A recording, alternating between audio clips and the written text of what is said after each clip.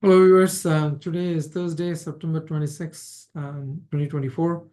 I'm here to share my thoughts and opinions on the US presidential election 2024. And today I would like to talk about the battleground states and then why either one of these candidates have not been able to take a clear lead. By clear lead, what I mean is plus 5 percentage points on each one of those battleground states. Neither one of them have achieved that so far, and so I would like to discuss about that. So as usual, let's go and look at it from an historical perspective first. In 2016, that's when Donald Trump first ran for president. All the polls leading up to the election suggested that Hillary Clinton had a lead. She didn't have a very significant lead, but she had a very sustained lead, and she was leading anywhere between 3 to 6 points on the national level, and she was also leading on the battleground states by 3 to 5 percentage points consistently. But then on election day, even on election day, if you talk to the Republican operatives who have worked on that campaign, as well as the Democratic operatives who worked on the campaign, they both have said that going into the election night, there was only one candidate who thought she's going to win. That was Hillary Clinton.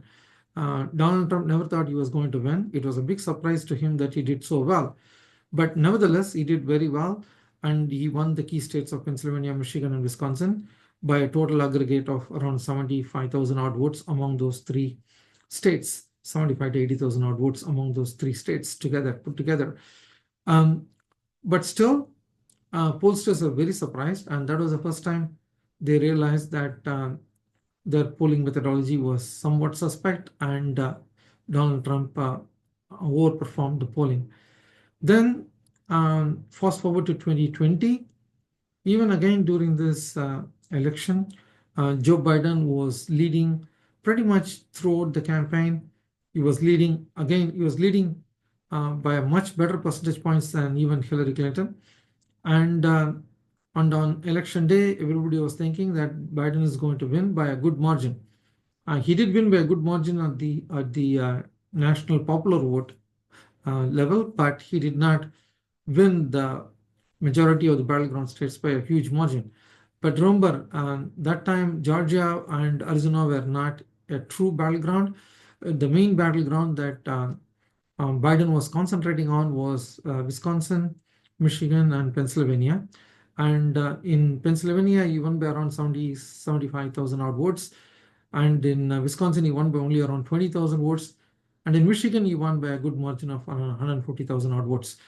So again, in this 2020 election cycle, Donald Trump was able to outperform the polling going into the election night. So, basically, what's happening here is, like, when you look at polling, and when you look at the actual election data, the center-right parties and the extreme-right parties tend to do well on the election night as compared to the opinion polls. They always outperform the opinion polls. This is not just in this country. It has happened throughout the world. So the pollsters are finding it very difficult to adjust and come up with a model that can accommodate that increase. And they are assuming that the electorate is going to be composed of certain sections like X, Y, and Z, but their proportion on X, Y, and Z invariably is wrong. And that's why on both those 2016 and 2020 elections, the pollsters were wrong, and Donald Trump outperformed the polling. So now let's get to 2024. If you look at the battleground states now, the most important one again are going to be Pennsylvania, Michigan, and Wisconsin. But we have the two new battleground states in the sense of Georgia and Arizona, and then there is another one that's added recently, which is North Carolina. So if you look at polling across all these 6 plus Nevada, 7 states, neither one of these candidates have reached the 5 percentage points lead on any one of those states. It is true that Kamala Harris has gotten some sustained lead in Pennsylvania, and so certain degree in Michigan, but Wisconsin is kind of still up and down, and Nevada is again up and down. Arizona, it looks like it's trending towards Donald Trump, and North Carolina and Georgia as well is trending towards Donald Trump. So the big question mark is, even if Kamala Harris is winning the Midwestern states by 2, 3, 4 points, is it enough? And based on the polling in 2016 and 2020, can we rely on the polls? And what is working for Trump is the fact that he's running for the third time, and he knows exactly where his voters are. He knows exactly what they want, and he can provide the red meat on exactly what they want. And he is campaigning, and he's trying to expand his base. He is not campaigning to actually um, actually go towards the middle and try to woo some independent voters, some middle America voters, or some suburban woman, or college educated suburban middle class voters. He is not looking to do that. He tried to do for a brief while when he talked about providing funding for IVF and whatnot, but then he did that only for a couple of days, and then he now reverted back to his old rhetoric. So he thinks that he can go to the base and he can energize his base, and he still feels there are some voters who did not vote in 2020 that will show up, his base voters, that will show up. And that has been his strategy. And I think the pollsters are not accommodating that on their polls and on their model. So, so I think that is his plus point, and he has a capacity to talk to them. And unfortunately, I think he's also mostly right. He might be able to get a significant number of new voters for him in this election. So that's what it's going well for him. And then the economy issue as well as the illegal immigration issue is definitely a big plus point for him, so that he's keeping it very close. From Kamala Harris's perspective, what is going well for her is the fact that the Democrats are demoralized, and they were not happy with the Biden candidacy. And as soon as he withdrew from the race, the Democrats have become revitalized and re-energized. And so a lot of these Democratic coalition voters have come back, and she has narrowed down all the gap that Biden had with Trump. But still, she's not able to break through and get a sizable advantage, because she is on the back foot in terms of economy, inflation. She's on the back foot in terms of illegal immigration. And this international affairs also is something that she needs to worry about, because the Middle East, as I mentioned yesterday, has the potential to affect this election. And then the war in Russia, the amount of money that US is spending in Ukraine.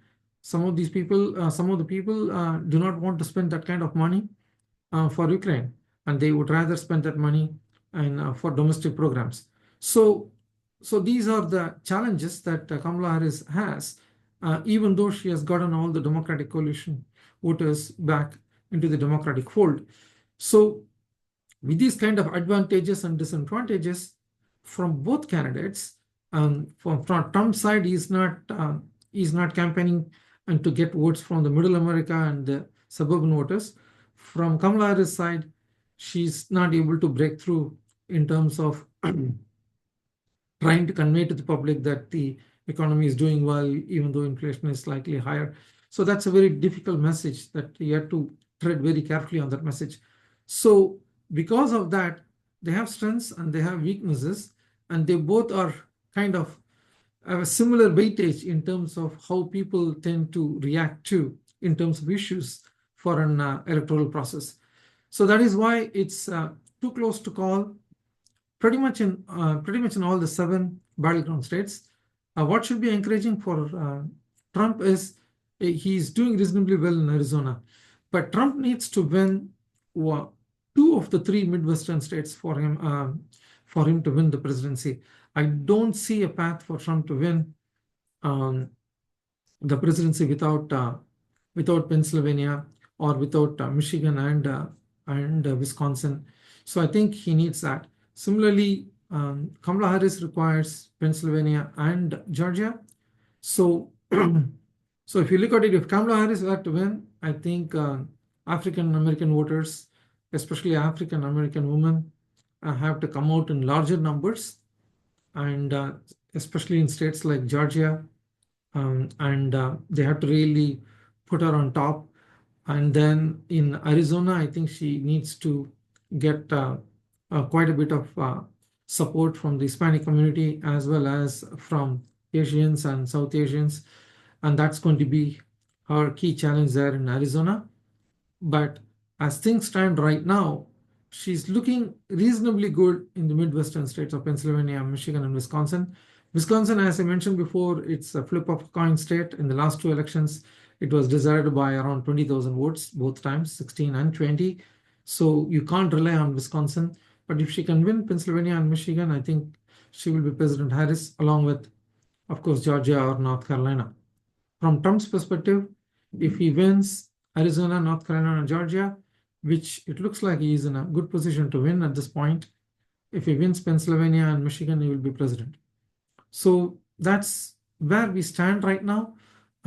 But both Trump and Kamala Harris, they have plus and minuses, but no person is able to break through with the electorate to get a sizable lead, because Kamala Harris did not have enough time to go to the nook and corner of the country to present her message, and Trump, for his part, is still trying to expand his base. So that's why it's a very close election, and as things stand right now, as per the polling data as well as data from the ground, it looks like it's a very close election. My view is it's going to be like this all the way through. We are going to have a very long night, not just long night. I think it's going to take 2, 3, 4 days for this entire voting process, entire counting process to be completed. And we might not know, just like last time, we might not know the winner on election night. We might have to wait for 4 or 5 days. That's how it looks right now. And let's see if things change significantly on the ground and on polling in the next 2, 3 weeks. And before I go, I just wanted to inform you all that some of the states have started the in-person voting, and the states like Virginia, Minnesota, and South Dakota. So I encourage everyone to vote. In fact, the voting percentage nationally was only around 67% or so last time, and that means 1/3 of the people have not voted. So I'd encourage everyone to go and vote. It doesn't matter whom you vote for, but you need to go and vote. A lot of people have died to get this voting right for everybody. So everybody should go out and vote. Even if you don't like any of these candidates, you can just write in. So you can write in your name, or you can write in anybody whom you think will do a better job than these candidates. So I strongly encourage every one of you to vote. That's it for me today. I will come back to you with a different program tomorrow. Till then, take care.